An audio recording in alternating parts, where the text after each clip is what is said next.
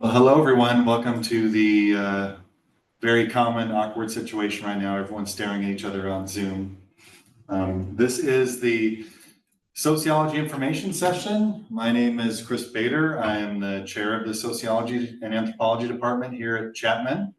And there are three others here with me that I'll let introduce themselves. Start this way or this way? Start. My name is Danielle. I am currently the graduate programs coordinator here at Wilkinson College. And I'm AJ. I'm a sociology major and an anthropology minor student. I am Amy, and I'm the administrative assistant for the sociology department. So we are here for as long as you like to answer any questions that you have about sociology or anthropology. That can be about the program itself or about questions about Chapman, whatever you like. I'll just say a little bit about sociology and anthropology here at Chapman and then open it up to questions, and then we can go in any direction that the group here wants. But sociology is the study of groups. So I like to define sociology sort of in reference to psychology, where psychology in the roughest sense is what's going on within people's heads or within people, and sociology is about what's going on between people. That's an oversimplification because both sociologists and psychologists study the other, but it gives you a good idea of the type of things that we do. That in the sociology department, we have people studying everything from social movements, NGOs. We have people who are studying white supremacist movements. We have people who are studying music. We have classes on Disneyland. We have classes on statistical methods. So I think one of the strengths of sociology and anthropology is the breadth of the field, where you can study almost anything you want, almost any social phenomenon through the lens of the theory and methods that we have in sociology. Should I leave it there and we'll open it to questions, or do you think? Okay. So why don't we open it to questions? We can go into more depth on anything you would like about sociology or anthropology as fields, what they're like here at Chapman, the classes you would take, anything that would be of use to you. Feel free just to unmute yourself, and or you can type a question in the chat box if you prefer that. One question I get a lot too, just in general, is explaining the difference between sociology and anthropology, which I don't know if I have like the best definition, but maybe you can Sure. explain the difference so people can, because we don't quite have an anthropology major yet. Correct. It's being developed, but maybe if they want to like, they're very adjacent. They are very, yeah, sociology and anthropology are very adjacent. And in fact, we'll answer the question we just saw here in a second. And in fact, when you're taking a sociology minor or major or an anthropology minor, you can take your electives from either place. Anthropology, definitely the greatest difference I see between anthropology and sociology is to a great extent the methodology that's used within it. That they're both interested in studying people and groups, but anthropology has a much stronger focus on ethnography, going and spending time with groups, taking extensive notes and details about the things that you're observing there. Obviously, there's differences that are probably too specific to discuss here in terms of the types of theorists that are being read and things like that. But I would say that the greatest difference is that the great strength of anthropology and anthropology theory and research is that it's based on very deep ethnographic research on groups. And then we had a question here. So, does the sociology program offer opportunities for students to work directly with vulnerable or marginalized communities? I would say yes, that it depends on what you mean directly and vulnerable. That there are ethical considerations when we're talking about dealing with vulnerable or marginalized communities, that in sociology and anthropology, we have to be very careful that we aren't hurting people when we're doing our research or exposing them to some sort of stigma that they might not face otherwise. There are quite a few research projects at Chapman that are studying marginalized communities, and quite a few projects at Chapman that are working with marginalized communities. Vulnerable is a little bit different. It would depend on what you mean by vulnerable. What's the other question? It says, I'm sorry I can't unmute or go on camera, but I applied to be a sociology major at Chapman for fall of 2026. I've taken 2 community college classes in sociology and already love them both. For the students that are in the room, what minors or double majors or themed inquiries are you doing? Yeah, I'm doing anthropology, which he described as very similar, but I've seen that my anthropology classes have to do more with like cultural aspects Sure. and maybe looking at like small cultures outside of Western communities and just more niche things. Sociology tends to be very broad, and they do have really like niche sociology. Like I don't know the other minors that people would. I think a lot of people who do sociology like to minor in psychology as well. Like That's I talked about correct. before, Yep. they also work really well together. Yeah, one thing about Chapman is that Chapman is set up pretty well for minor majors and minors. There's a lot of double majors at Chapman, a lot of double minors at Chapman. And it's very common. The ones that I see the most, because I have to approve people in my current role when they're coming into the program, are I see a lot of people in our film school are either double majoring or taking a sociology minor. I see a lot of people are in the law school. I see a lot of people in psychology, like you said. A lot of people double major or take a major in one and a minor in the other. I also see a lot of people from communications. Am I missing one that's common? I feel like- psych, law, Yeah. Dodge are the 4 I see the most. I would add political science and peace studies. That's true. We've Oh, wow. had Did a I miss couple of that? people who have been like really active in the department that had it as a minor or a second major. Right. And what did you minor when you were? I had minored in television because I came in as Dodge and Okay. switched to sociology after like a semester. Mhm. But I Television just writing got- production? Yeah. Okay. But sociology can be applied pretty much anywhere. I've seen I'm taking like a sociology of health and illness, so it's a health science class that talks about like the sociology aspect. So there's a lot of health science majors that have the sociology minor because it integrates the humanality and like humanistic aspects into their work. So they're not just looking at like data and like science, they're looking at like real people and That's how cool. they're affected too. Yeah. Yeah, and I would say that like not only is sociology, like we already kind of mentioned, right, it's very like adaptable to whatever kind of social issue you might want to be able to observe, but we've kind of like streamlined the curriculum to make sure that people can not only choose what they're interested in studying while they're sociology majors, but it's only 36 credits. So it's also There's complementary room. to additional room for study. So there's a lot of variety in what students are actually interested in within the sociology major. Well, let's see. We've got a few questions back up here. So let's see here. What have we missed? How does the sociology program integrate hands-on Okay. research or community engagement opportunities with coursework? And so we have the question, how do we incorporate research or community engagement opportunities? And I see another question a little further down saying, how accessible are faculty for mentorship work? So I want to say that one thing that we're proud of here in the social and anthro department are the opportunities that students have to directly engage with research. Part of that is through your own work, that we heavily focus on having people do research projects, do their own thesis that involves their own research. But in terms of working directly with faculty, there's a lot of those opportunities. For example, we have a project that is a project shared by political science and the sociology and anthropology department called the Chapman University Survey of American Fears. That is a yearly survey, and students from across Wilkinson, but primarily from sociology and anthropology, every year help us design the survey, add questions to it. Those who are interested in statistics help us do the analyses. We even had students do some of the television interviews about the findings of the fear survey. So that's something that goes on every year. And faculty are always working on research projects. We have a very research intensive faculty. They're doing a lot of projects all the time.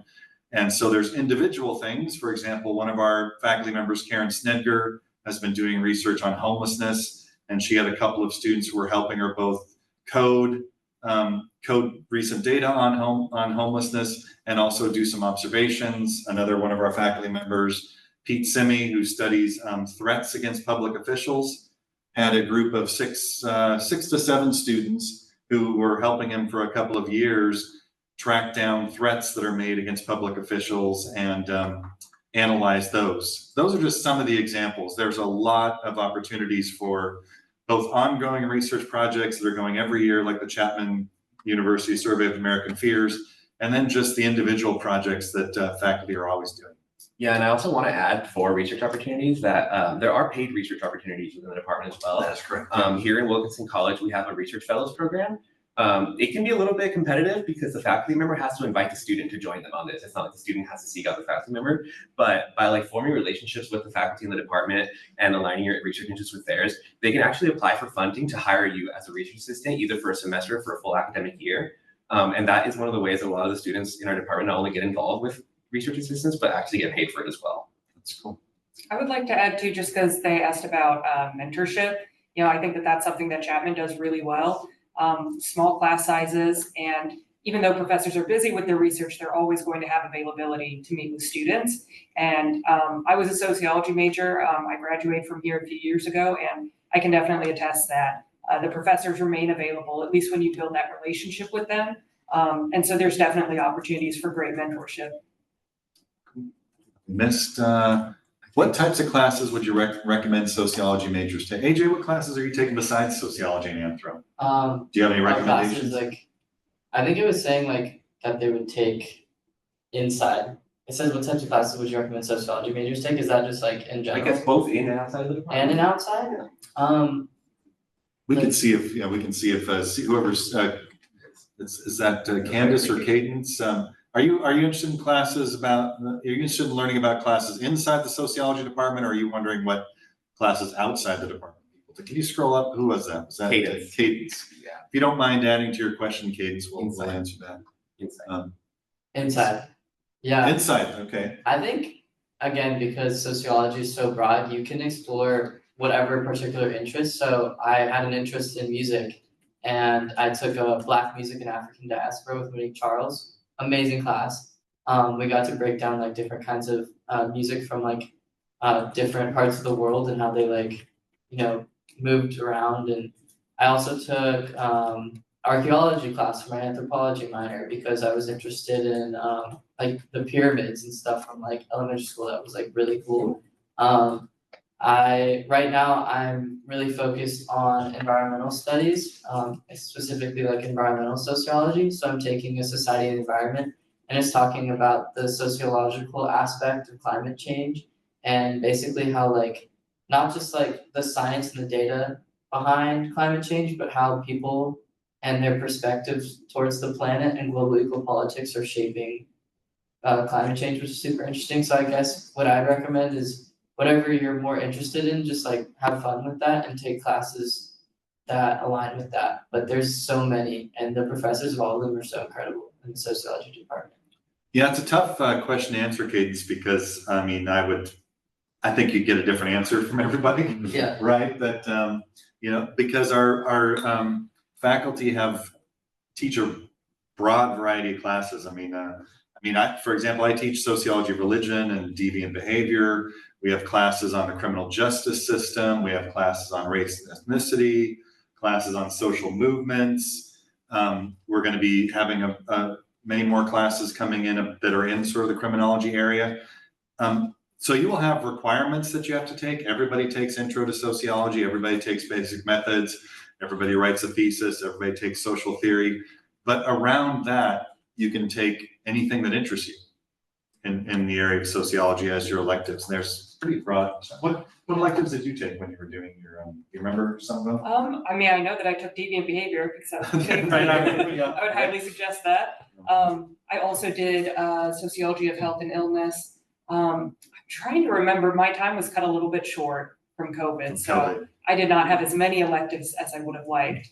I did a class with Dr. Takaragawa that studies Disney, and so before COVID happened, I was very interested in doing my thesis on an amusement park in my hometown. So I was anthropology of space and place, but had a lot of sociology students in it, and so we took more of that focus. But that was fantastic as well. Yeah, but it's really almost anything you can think of, they might be teaching a class on it because sociology is just so widely applicable. So just see what they offer, see what calls to you, experiment a bit. But if you find something you really like, we will probably have multiple pathways to get into that. So let's see, hopefully we haven't missed questions here. No, Ruby's is the next one. Rubies, for the students present, what types of career path are you hoping to pursue? I'm interested in applying my sociology major in anthropology minor into doing advocacy work. So do you have an idea of, I can certainly speak to what I know that our graduates do tend to do, but let's hear from you first. Yeah, well, I have, I'm trying to just act as a sponge and keep myself open. I'm very interested in sociology and anthropology, so I wanna keep pursuing education for the time being. So I'm gonna take a gap year and then try to go to graduate school for sociology. Or if I can, I've been, like I said, exploring environmental sociology, which I found out because I broadened my, scope of research and I tried all these classes and I was like, I really love environmental sociology. So maybe pursuing education in that and possibly doing advocacy work, just something like meaningful where I want to go to work and make a difference. Mhm. But I want to keep acting as a sponge and just absorbing those possibilities first and going and researching before I, dive in. But I'm sure maybe you have more specific career paths or anything. Yeah, I mean, I change my mind all the time, so I'm probably not a stable example. Going into it, I thought, yeah, I might do some more advocacy work. Then for a while, when I did my quantitative and qualitative data classes, I was like, I really love quantitative data. And so then I thought maybe something more like doing marketing or something like that, where I'm just playing around with survey research and finding results from that. After I graduated, I ended up working at a library. That kind of got me back into sort of a more, I want to focus on the community. What can I do here? Seeing the problems that we were having in that community. And it opens up so many options. I think, it's been years for me and I still don't quite know what I want to do, but that's okay because I know that it can be applicable to so many areas. Yeah. I mean, I can tell you, and maybe you're interested in hearing just what our graduates tend to do. These are the things that we find out, we keep track, and nonprofits and advocacy groups are a big one that a lot of our people end up doing because of their passion for it. Other common occupations are we have a lot of our majors go into social work. A lot of people take sociology and then go into law school. We just had one of my former students just graduated from USC Law School. Remember Ariana? Yes. Yeah, she's done now. Great. Yeah. That we do have students who go into law enforcement, not so much in terms of being police officers, although we have had some, more in terms of the broader scope of law enforcement, like being people who are gathering crime data, something like that. Marketing, marketing is another one. Teaching and education is another. We do have actually quite a bit of success with our former students going on to graduate school. Another one of our friends, former student Marisa, is now currently down in San Diego in graduate school. She's at UCSD, right? UCSD. But I would say more generally, the thing that's broader, harder to characterize is that sociology teaches you how to study people. And that means you will learn as a sociologist how to do things like interviews, observations, focus groups, but you also learn how to conduct surveys and how to analyze survey data. And those skills are very marketable, very desired by a wide range of companies and groups. So we have former sociologists who are working at Amazon and Nike and other places who what they're doing is helping to analyze data for them. So the opportunities are broad. Wow, that's a really long answer. But I guess we have a lot to say. Yeah. There's a lot of things we can do. Okay, do we have any new questions down there? What ethical guidelines or training do students receive before beginning fieldwork or community engaged research? That is a great question, Holly, and that is a big part of our courses and ethics are very important in that we, as sociologists and anthropologists, want to make sure that we are not harming vulnerable or marginalized communities or revealing people's identities. We're not journalists. We're not trying to do exposés. We're trying to study and learn about people and groups. And so from your very first methods class, Sociology 201, you'll be learning about ethical issues. You'll learn a lot more about it when you take the fieldwork class, which is right now Soc 497, where a big part of the conversation there is how can you go out and do field work, because you will conduct your own field work exercise in that class, and therefore there's a large discussion of what you can and cannot do and what is ethical and unethical in those circumstances. Very important part of it. So yes, you will learn a lot about that, but it also comes up in other classes. I can just speak personally in my deviant behavior class. We talk a lot about the ethics of studying groups that are being labeled as deviant.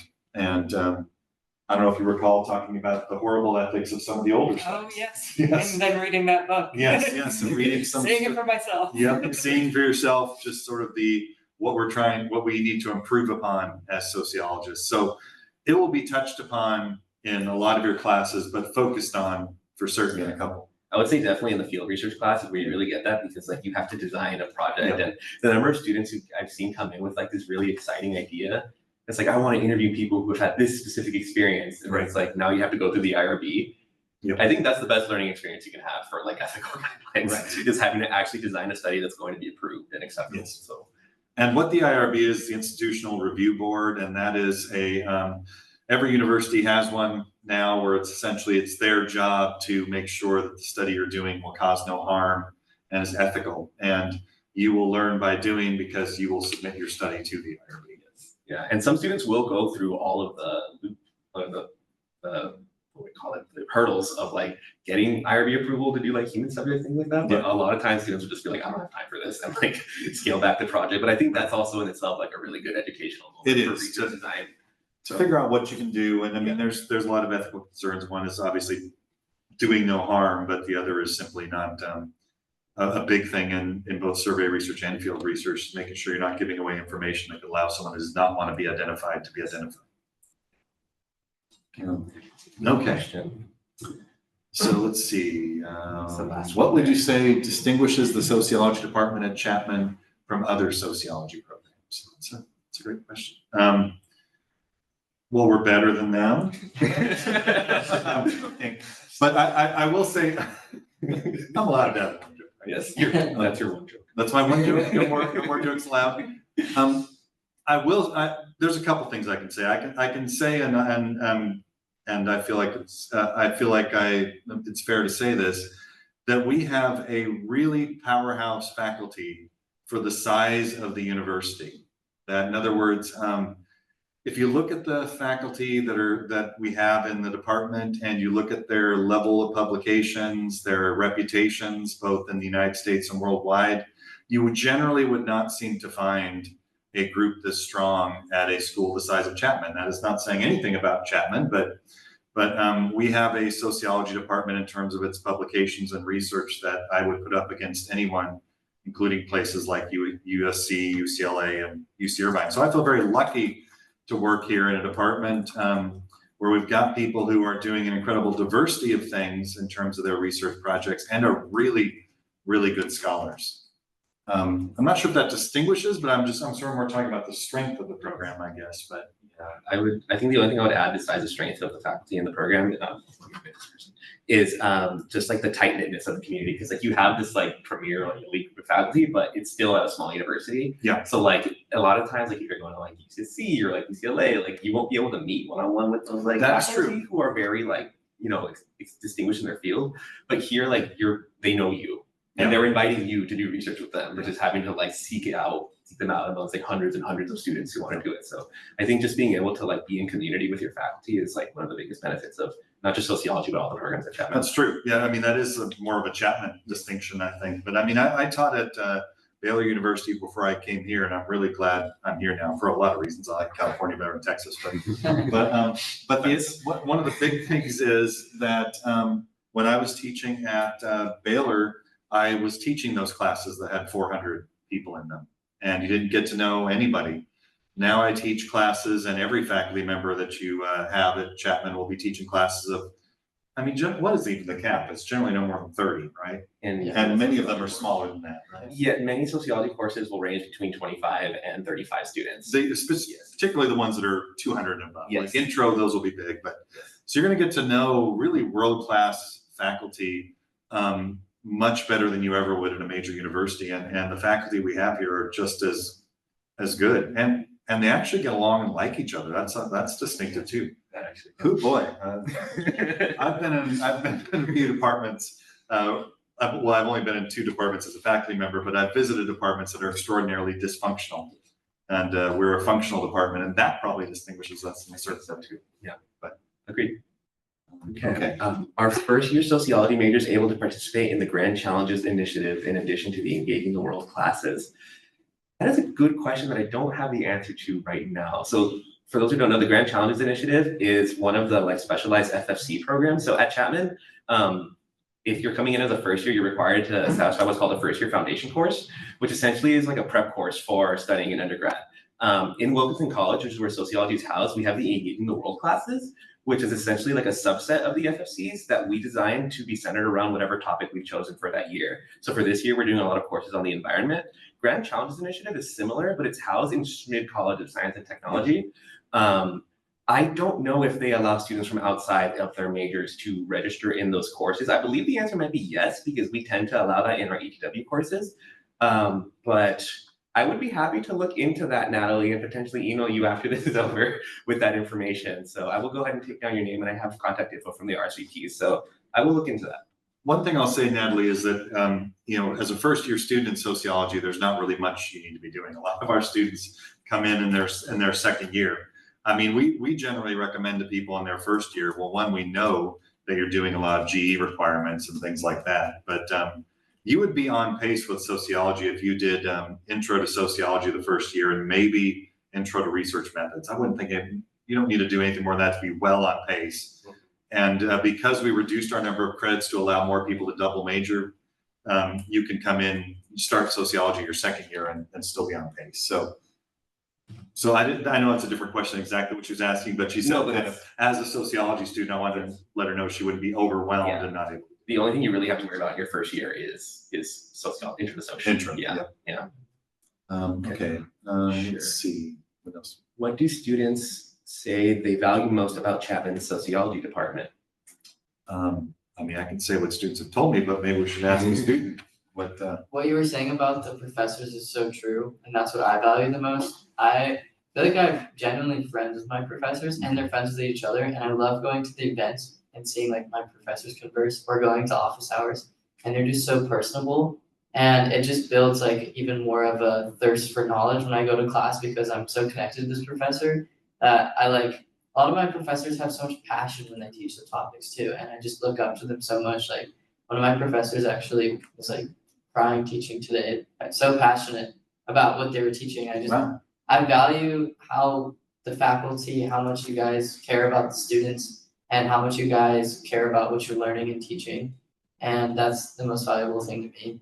It's the professors and the students, the like-minded students in the class is very comforting in times like these. Cool. Yeah. Okay, thanks. What persuaded each of you to study sociology? I guess you could all answer this question. That's true. So who wants to start? You want to start, AJ? Yeah, I wanted to study sociology just because I love people and I wanted to understand. I think I heard a good quote that sociology is learning to understand and change the world in a world that's always changing, something like that. And that's what kind of put me on because I'm really passionate about people and the way the world works and inequalities and just trying to see if I can make a difference. And I think to make a difference, you just have to understand what's going on in the first place. That's what I would say. I mean, so when I came into Chapman, like I mentioned, I was originally in Dodge College as a television writing and production major. And so after one semester, when I knew that wasn't a fit for me, I just kind of took courses in a lot of different subjects. Soc 101 was one of them. And it just immediately called to me. I remember having the thought, because I had not been introduced to sociology at all in high school. So I had the thought, this is what I always wanted psychology to be. This is amazing. Kind of similar, but very different in a distinct way. I think I just had that gut feeling that this was a good fit for me. I would say when I really got passionate to pursue it would be in the social theory class, which I absolutely love. It was just a really nice experience of realizing that there's so much literature that explains things that I've noticed about the world, but I didn't have the words myself to talk about them. And so just realizing, oh, there's such a breadth of information that I had no idea was there, and it's really helping me engage in the world in a more meaningful way for me. So that was really when I got passionate about it. Cool. Oh, should I answer? I didn't know if they were. You also I thought studied they were- sociology? Well, Yeah. true. I thought they wanted it to see two former students and students, but I'll just say briefly that I was very interested when I was about your age, AJ, in belief. I just was fascinated in religious beliefs, paranormal beliefs, conspiracy beliefs, political beliefs, and how people develop these beliefs. And I didn't know how to study them, and I wasn't really interested in tracing their history. Like, one way you can study religious beliefs is becoming very deeply knowledgeable about the history of Christianity or Islam, and that didn't interest me in as much as being able to say, well, why do certain groups interact this way? Why are some groups growing and some groups receding? Why are some beliefs growing and others fading? And I just happened to run across a book by a sociologist discussing belief and realized this is my home. This is a place that you can study it. And so it was around, are you a sophomore or a junior? Senior. You're a senior, no way. Yeah. Why haven't you taken my classes yet? I don't know. Hurry up and do that. I studied abroad. Okay. That's probably But, what I would have. But it was when I was a junior in college that I realized that sociology was what could help me answer the questions that I was interested in. Okay, what have we missed? Looks the top one is, can you speak to the number of sociology students as it relates to living communities, since we live with others in our major, right? So yes, we have something called living learning communities here at Chapman, where essentially as you apply to be housed in our residence halls, they will tend to group you with other students who are in your program of study. Currently, the Chapman Sociology undergraduate program has 116 students enrolled. So that's kind of evenly distributed across the years. So you could probably expect that each class tends to have 30-ish students. Granted, another kind of thing that makes our program unique is that a lot of students, like including the two that are in here right now, switched majors into sociology. So it is likely that sometimes the people who you meet in your first year aren't going to be constituting the entire class of sociology students that you have in the last year of your program. Right, sure.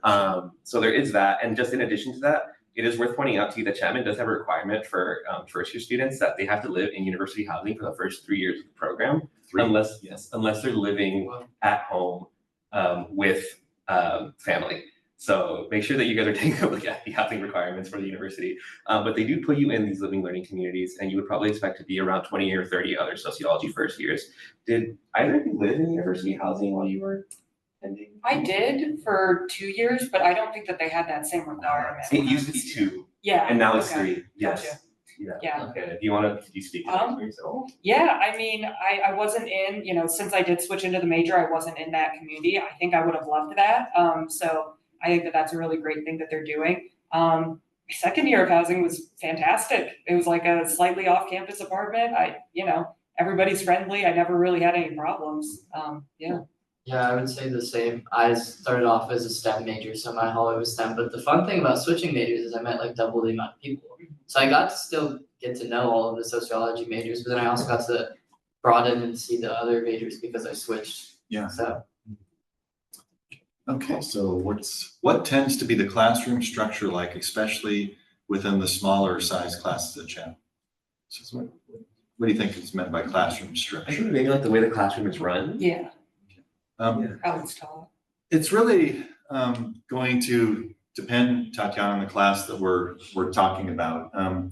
It particularly once you get to the classes that are beyond the intro classes and the first methods class, you're going to see a lot less lecture style format and a lot more discussion, a lot more reading and discussing of readings, a lot more kind of conversation between faculty and students. But again, I'm being sort of vague because it depends upon the class. That if you're in quantitative data analysis, that's going to be a very different class than if you're in a small section on the sociology of death. So, I don't know, could either of you speak to your experience in smaller classes here, what they were like? again, just kind of circling back to the tight knitness, like most of my classes, so I'd say are even smaller than 30. I haven't seen many of my sociology classes unless they're like the requirement ones. Right. Probably around like 15, 20, 25 That's people. the typical size of that And non-required. you really get to know the people in the class and really get to know the professor. I also feel like the like structure depends on actually how the classroom is structured. So like I have some classes where it's like you sit in little pods, like facing screens, and then you get really close to people at your table. And I have other classes That's where good it was point. like Just literally the structure of the class. yeah, like literally the structure, or like in Artemis Forum, the really big like stadium kind of like ones. You get to know the people like kind of right next to you, but not like too much the rest of the class. But overall, you get to know the kids in proximity and the professor very well, regardless of like if you're an extrovert or introverted person. I also think our faculty really like to assign group work. I've heard That's this frequently, so you will have opportunities to meet people through group work assignments. Which has good sides and its downsides. Yes, you will learn to work in groups and all the great and stressful things that come with that. So. Sometimes some of my professors don't. Like Yeah, no, not everyone. What study abroad options are available for sociology majors? Do these programs stay the same or change yearly? Well, in terms of study abroad, I mean, well, you've studied abroad, you should talk a little bit about it. But what I can say is that the study abroad is not a sociology program. That we study abroad as a Chapman program, and so the opportunities are great because essentially what you do is decide, and then tell me when I'm talking about this incorrectly if it's not your experience, but basically decide which university you want to go to or which country you want to go to, and then you basically look up the classes they have there, and some have already been approved because basically it's up to the chair. So my role at the moment to say, yes, this class you're taking in Madrid can count as a sociology elective, or sometimes this is not as common. People have find a class that is so close to one of our requirements that we can say, yes, this can count as social theory. But there's a lot of options. I mean, I'm approving things from all around the world all the time. Like Japan is pretty common. Korea is becoming more common. Yeah, I see a lot of people going to Spain, a lot of people going to Italy. And France, I think Valentine's have time in France too.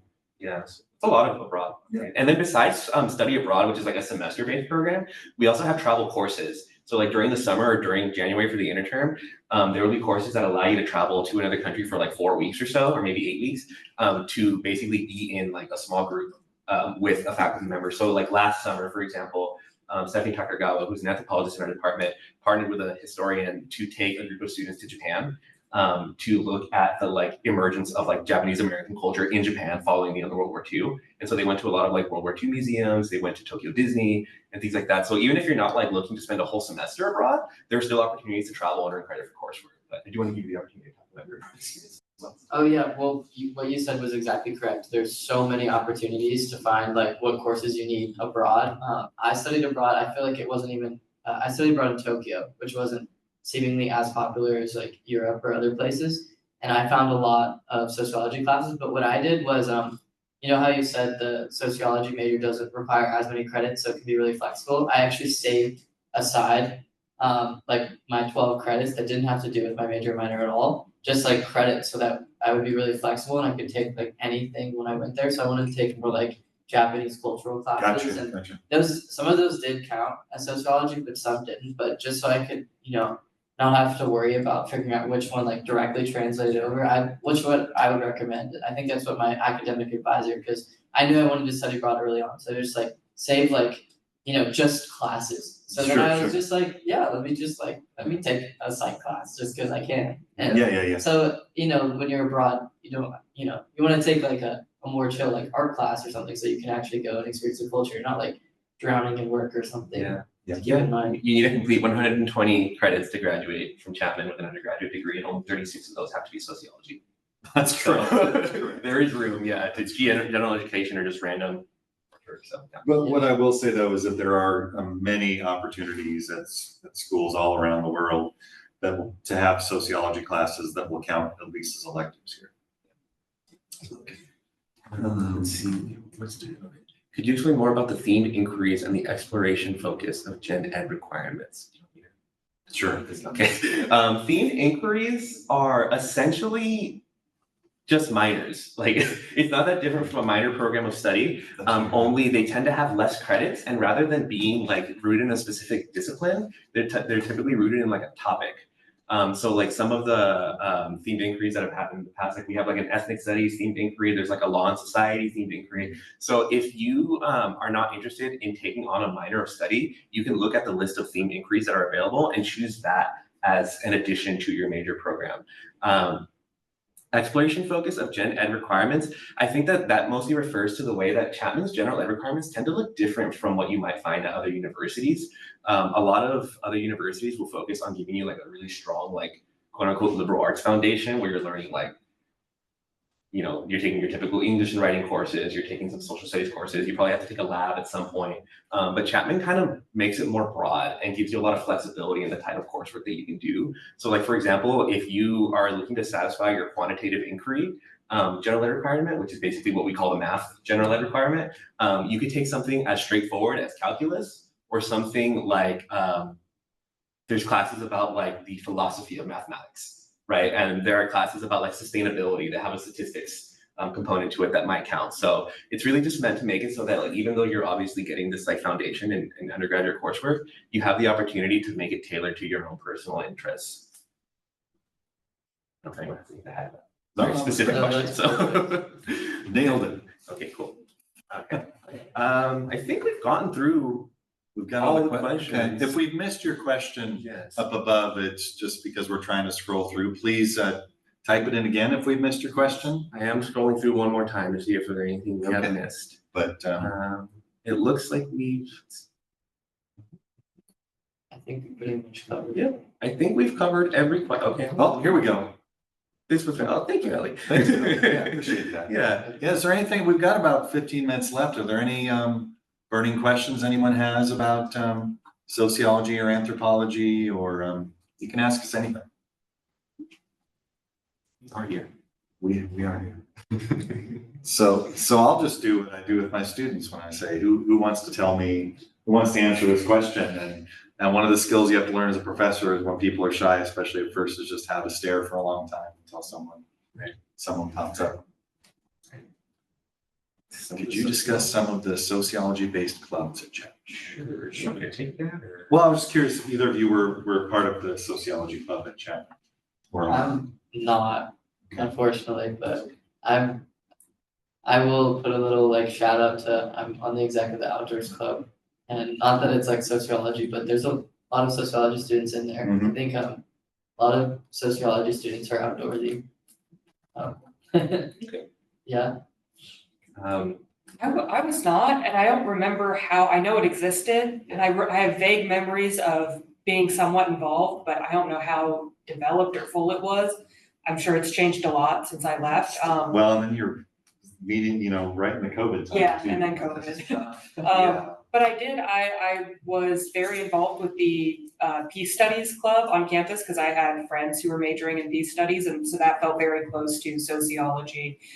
Just in the type of people it drew and the way that they were approaching problems.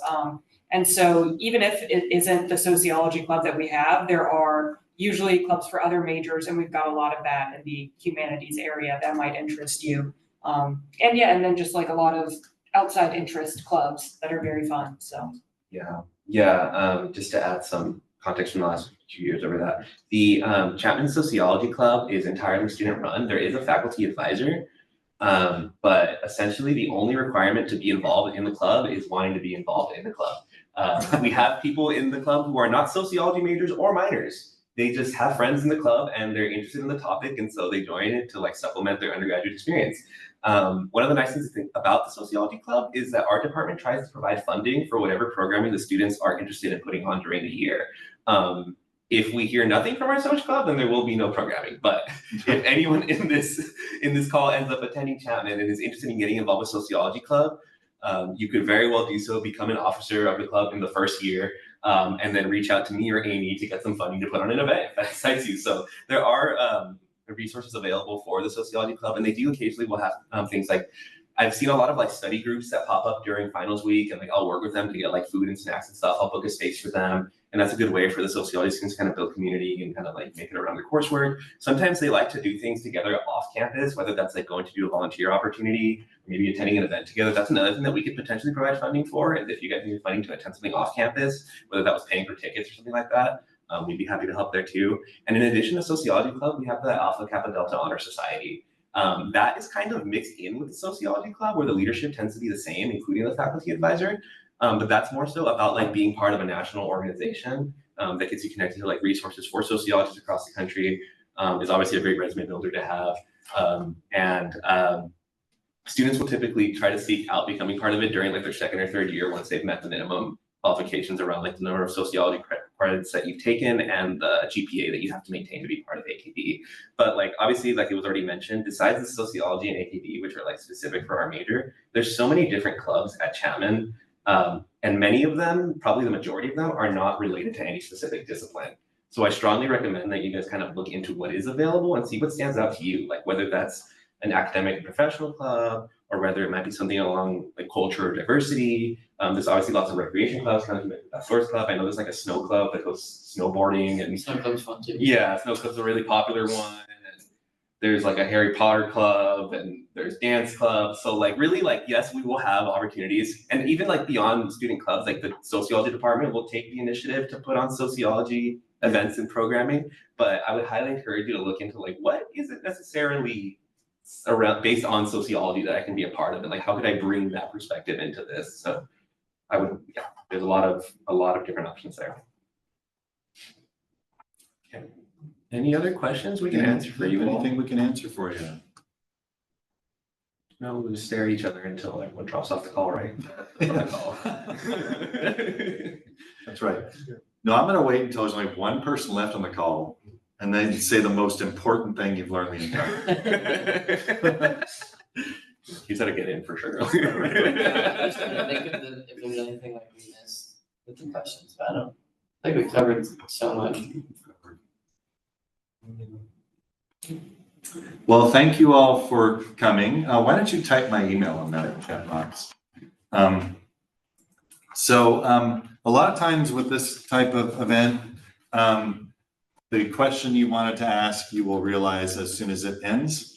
So I just want to encourage you, if you have any other questions that I can answer for you about the department or about sociology in general, feel free to email me at that address and I'll be happy to answer you. Or if you were just too shy to type your email in, you can type your question in, you can feel free to email me. But if there's no other questions, just want to thank you all for being here. Hope that we see you soon, and take deviant behavior as soon as you get here. It's the best class that sociology offers. I second that.